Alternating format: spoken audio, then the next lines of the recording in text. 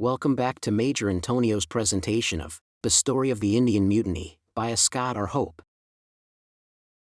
Chapter 2, The Outbreak. The almost complete conquest of India had been chiefly carried out through troops raised among its own natives, drilled and led by European officers. Here and there, in the course of a century, their commanders had been forced to repress attempts at mutiny, such as might take place in any army. But on the whole, this sepoy force had proved remarkably faithful to the company in whose service haughty Rajput and warlike Moslem were proud to enlist, and counted for wealth its hire of a few pence a day.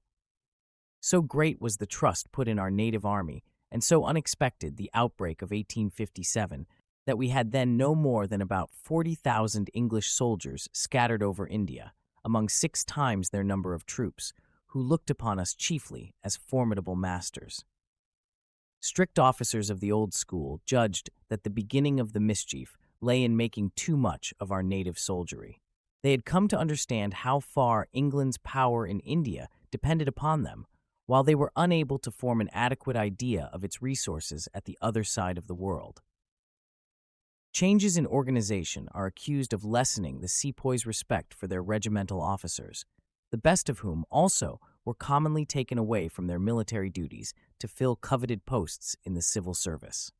Flattery and indulgence had slackened their discipline at the same time that it came to be tried by unfamiliar causes of irritation. The main difficulty in managing these troops lay in the superstitious customs and prejudices which make so large part of a Hindu's life. Our rule has been to respect their ideas of religion, but this was not possible in all the claims of military service. Sepoys believed their caste in danger when called upon to cross the sea to make war in Burma or Persia. Marched into the cold heights of Afghanistan, they had to be forbidden the ceremonial daily bathings in which they would have devoutly persisted at the risk of their lives, and they fancied themselves defiled by the sheepskin jackets given them there as protection against the climate. Through such novel experiences, suspicion began to spring up among them that the English designed to change their religion by force. This suspicion grew to a height when, after the Crimean War, a wave of unrest and expectation passed over our eastern possessions. In every bazaar, the discontented spoke ignorantly of the power of Russia as a match for their conqueror. Our disasters in Afghanistan had already shown us to be not invincible. An old story spread that the British rule was fated to come to an end 100 years after the Battle of Plassey, A.D. 1757. Now, the century having elapsed, secret messengers were found going from village to village bearing mysterious tokens in the shape of chupatis, flat cakes of unleavened bread, which everywhere stirred the people as a sacrament of disaffection. For once, Moslem and Hindu seemed united in a vague hope that the time was at hand when they should be able to shake off the yoke of a race so repellent to both in faith, habits, and manners. The center of the agitation was in the northwestern provinces of Bengal, where the recent annexation of Oudh, though meant as a real boon to the ill-governed people of that fertile country, had not been carried out without mistakes, wrongs, and heart-burnings. Here also appeared a Mulvi, or prophet, like the Mahdi of the Sudan, preaching a holy war against the infidels, to excite the ever-smoldering embers of Mohammedan fanaticism, a revival of which has in our century spread all over the East.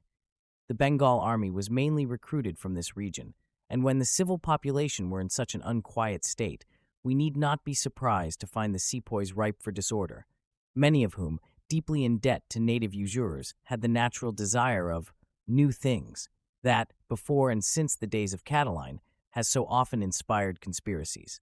What brought their seditious mood to a head was the famous incident of the greased cartridges, often given as the main cause of the mutiny, though it seems more justly compared to a spark falling upon an invisible train of explosive material. The Enfield rifle having been introduced into the native army, it was whispered from regiment to regiment that the new cartridges were to be greased with the fat of cows or of swine. Now, a chief point of Oriental religious sentiment is an exaggerated respect for animal life, carried so far that one sect of strict devotees may, in certain Indian cities, be seen wearing a cloth over their mouths lest by accident they should swallow a fly. Were they familiar with the discoveries of the microscope, they could only be consistent by abstaining from every drop of water. The cow is a special object of reverence among Hindus, who are shocked by nothing so much as our apparent impiety in eating beef. The pig is held in detestation by Muslims. A majority of the Bengal army were high-caste Brahmins or Rajputs, with an admixture of Mohammedans drawn from that part of India where their creed had taken firmest root. Both alike were horrified to think that they might be called on not only to handle, but to touch with their lips such pollution as they imagined in animal fat. It was in vain the government proclaimed that no unclean matters should be used in the cartridges issued to them, that they might grease their cartridges for themselves, that they would be allowed to tear off the ends instead of biting them, as was the way in those muzzle-loading days. The suspicion had taken so strong a hold that in more than one case the new ammunition was mutinously rejected. Religious and political agitators eagerly seized this chance of fomenting their own designs. A fable spread among the sepoys that the English, determined to destroy their caste as a preliminary to forced conversion, had ground up cows' bones to mix with the flour supplied to them. At Lucknow, the simple incident of a regimental surgeon tasting a bottle of medicine had been enough to raise a tumult among men who were convinced that he thus designed to pollute the faith of their sick comrades.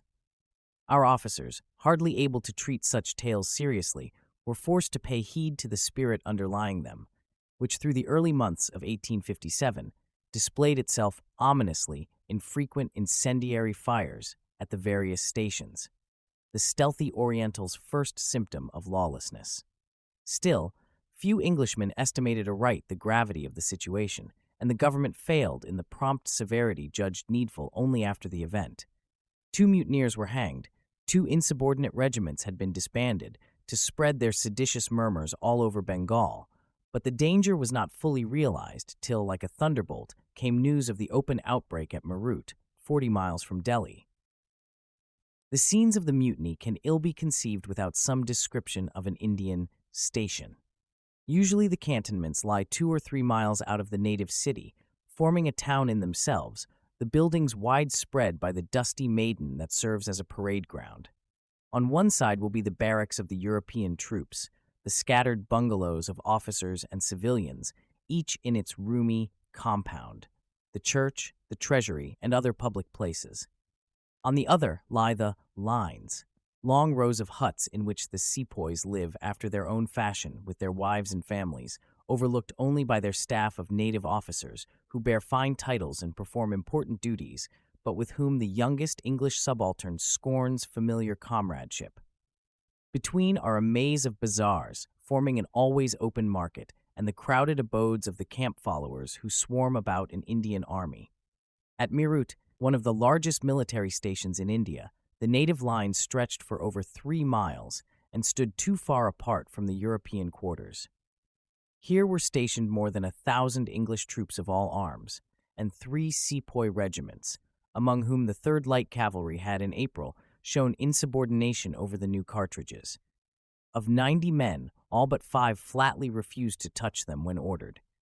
The 85 recalcitrants were arrested, tried by court-martial of their native officers, and sentenced to 10 years' imprisonment.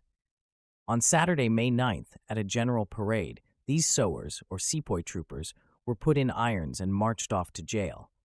To all appearance, the mutinous feeling had been cowed by this example.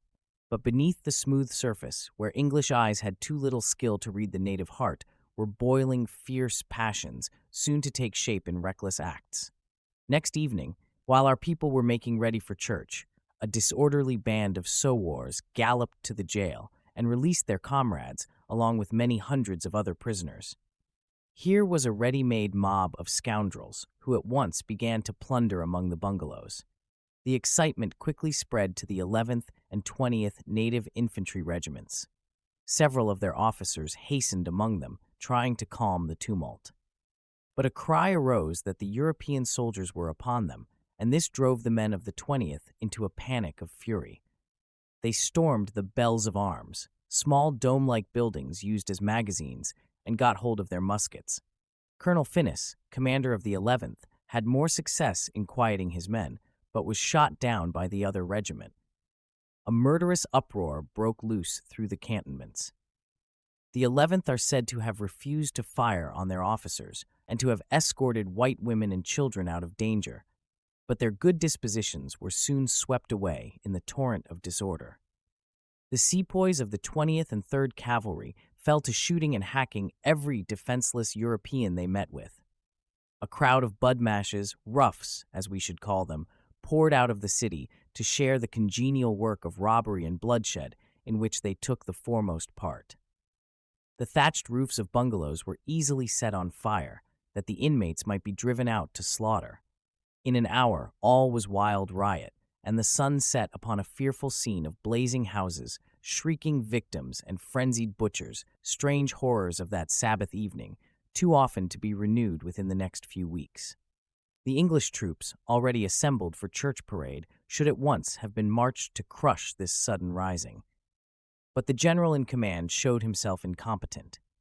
There were delays and mistakes, and not till darkness had fallen was a force brought up, too late to be of any use beyond scaring the plunderers. By this time, most of the sepoys had hurried off towards Delhi, leaving the gleaning of murder and pillage to the rabble. Our soldiers fell back to their own quarters, where were gathered for defense the whole Christian community, many of whom, bereaved and destitute, after barely escaping with their lives, saw the sky glowing from the conflagration of their ruined houses, and might be thankful if they had not to shudder for the unknown fate of husband or child. Eager officers vainly begged the general to spare them some small force with which the mob of mutineers could have been pursued and dispersed, at least to let them gallop through the night to Delhi and give warning there of what was at hand. The man unluckily charged with such responsibility did nothing of what might well have been done, a neglect which was nearly to cost us our Indian empire. To both sides, the securing of Delhi was of the highest importance. This magnificent city, in native eyes, still enjoyed the prestige of a capital. Its ancient renown and famous monuments made it specially sacred for the Mussulman, whose rule had once flourished here. In its vast palace still lived the descendant of the great Moguls, a feeble old man, who, under the shadowy title of king, was allowed, among thousands of poverty-stricken kinsmen and retainers, to retain in part the pomp, if not the power, of his haughty ancestors. To keep up the show of his sovereignty, the English refrained from occupying the city with their troops, who lay quartered outside, beyond a ridge overlooking it from the north, and even here there were no English soldiers. Such was the prize about to fall easily into the hands of the rebels. Their secret messengers had already let the discontented within the city know what might be expected, while the only hint our officers had was in the breaking of the telegraph wire from Meerut. Still, uneasy vigilance being the order of the day, the authorities were on Monday morning startled by the report of a number of horsemen hurrying along the Meerut road. The magistrate, Mr. Hutchinson, at once galloped out to the cantonments to warn the brigadier in command, then returned to the city, where the chief civil officials had hastened to their posts, though hardly yet aware what danger was at hand. But, before anything could be done to stop them, the van of the mutineers had crossed the bridge of boats and seized the Calcutta Gate, the guard of native police offering no resistance, and the way was thus clear for the main body following not far behind. A second band of troopers forded the Jumna and entered the city at another point. Some of these forerunners made straight for the palace, which should rather be described as a fortified citadel, forced their way into the presence of the doting old king, and with or without his consent, proclaimed him leader of the movement. A swarm of his fanatical retainers eagerly joined them. They soon began to wreak their fury by massacring several Englishmen and ladies who had quarters here. Others broke open the prison and released its inmates, to swell the bloodthirsty mob gathering like vultures to a carcass. The main body of the mutineers, as soon as it arrived, split up into small bodies that spread themselves over the city for pillage, destruction, and murder. In one quarter, there was a terrible slaughter of the poorer class of Europeans and of Eurasian Christians, who, in unusual numbers, lived within the walls of Delhi, not, as elsewhere, under protection of the cantonments outside. Women and children were ruthlessly butchered. Clerks, schoolmasters, printers were killed at their work. Doctors, missionaries, converts, none might be spared who bore the hated name. Some, flying or hiding for their lives, only prolonged their agony for hours or days. A few succeeded finally in making their escape. About 50 were confined miserably in an underground apartment of the palace, to be let out and massacred after a few days. A regiment of sepoys had been marched from the cantonments to repress the disorder. But as soon as they entered the city, they let their officers be shot down by the mutineers, and themselves dispersed in excited confusion. A detachment on guard at the Kashmir Gate held firm for a time, but evidently could not be depended on. Later in the day, they too turned upon their English officers. More than one officer was simply driven away by his men without injury. Others were fired upon. Others made their escape by leaping or letting themselves down into the ditch, as did several ladies who had taken refuge here with the main guard. These survivors fled to the cantonments, where for hours their countrymen had been gathering together in almost helpless anxiety. No sure news came back from the city, but they could guess what was going on within from the uproar, the firing, the rising flames, at length from a sudden cloud of smoke and dust, followed by a terrible explosion that marked the first heroic deed of the Indian Mutiny. The magazine within the walls on the site of the present post office was garrisoned by only 9 Europeans under a young artillery lieutenant named Willoughby. Set on his guard betimes, he took all possible measures for defense, calmly preparing to blow up the magazine if it came to the worst. The native gunners soon deserted. The reinforcement urgently demanded did not appear.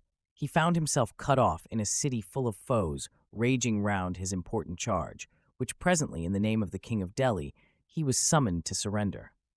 For a time this little band stood in trying suspense, while the insurgents worked up their courage for an attack.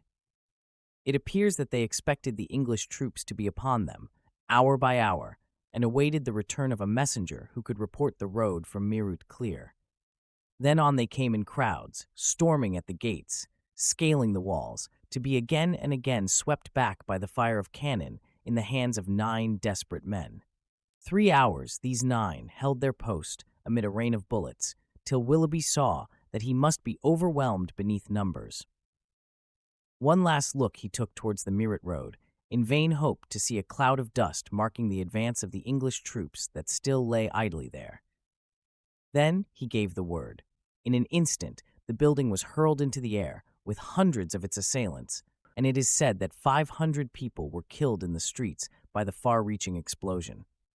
The man who had fired the train and 2 others fell victims of their courage. 6 managed to escape over the ruins in the confusion, poor Willoughby to be obscurely murdered 2 or 3 days later.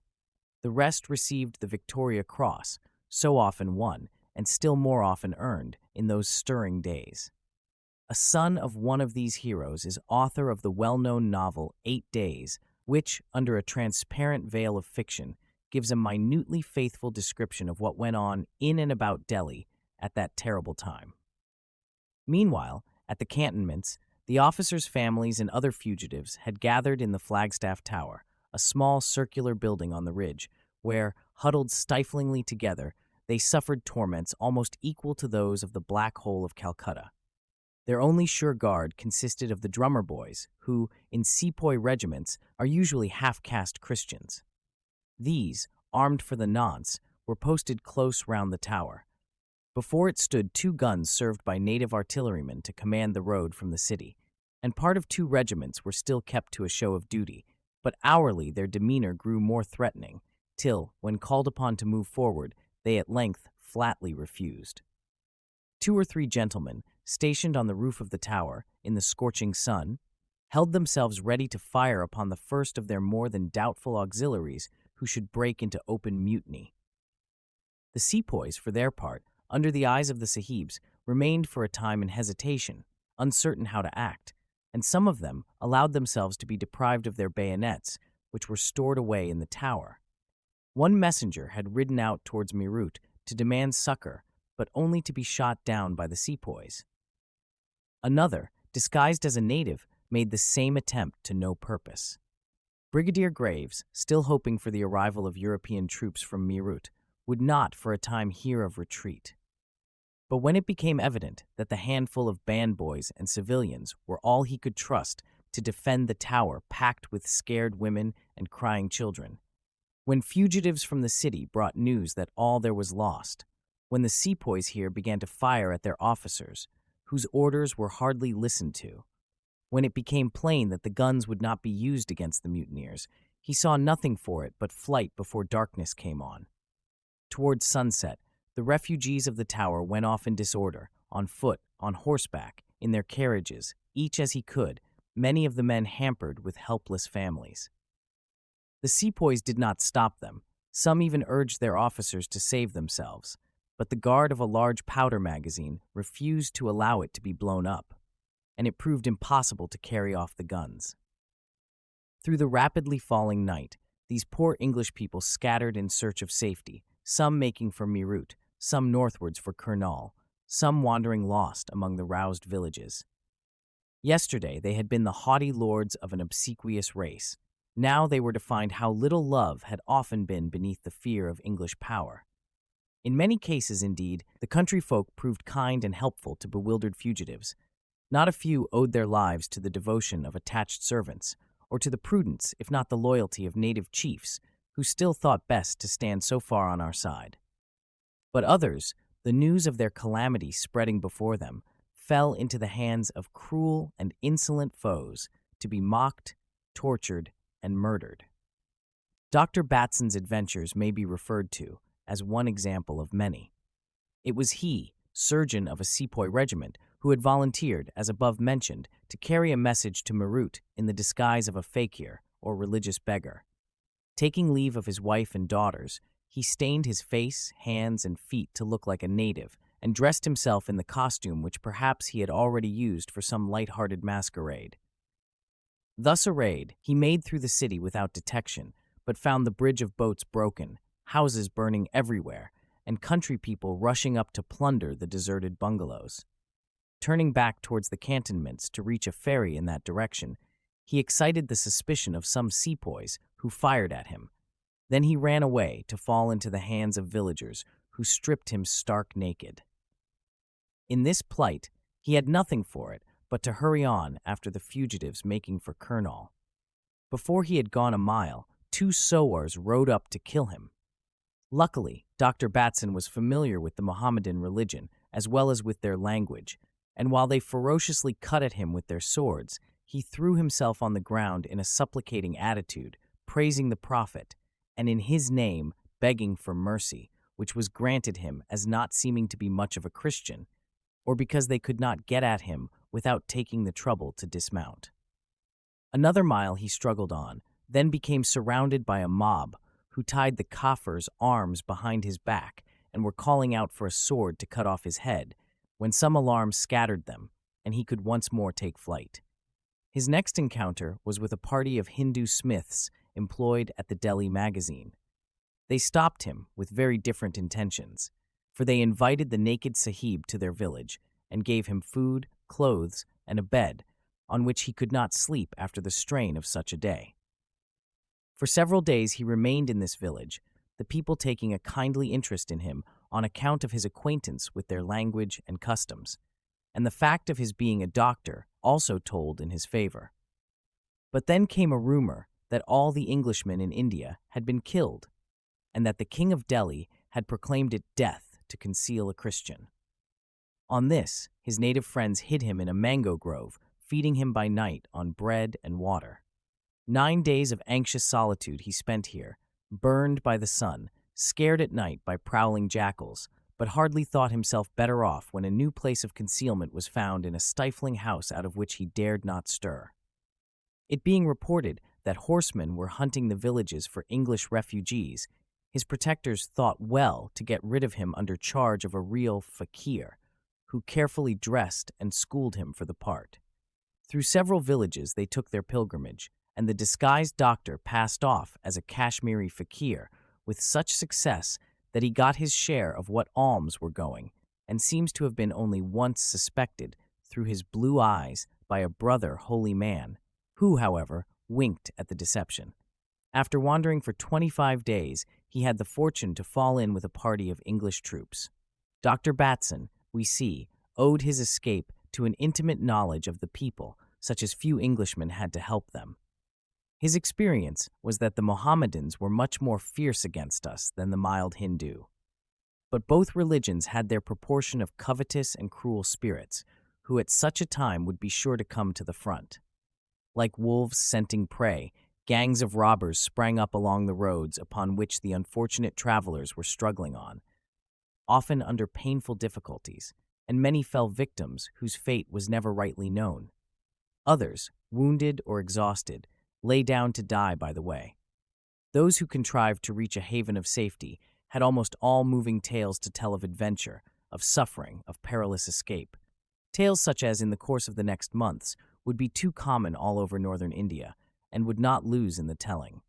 Many as these atrocities were, they might have been multiplied tenfold had the rebels acted with more prudence and less passion. So little did we know of the minds of our native soldiers that it is still a matter of debate how far the mutiny had been the work of deliberate design. But at the time, it was widely believed by men too excited to be calm judges that the outbreak at Meerut came a mercy in disguise, as it brought about the premature and incomplete explosion of a deep-laid plot for the whole Bengal army to rise on the same day, when thousands of Europeans, taken without warning and defense at 100 different points, might have perished in a general massacre. This concludes today's reading of the story of the Indian Mutiny, by Ascott R. Join us also the day after tomorrow for the subsequent chapter, or download the entire audiobook from our webshop at antonio.net. Thank you for listening, and so long.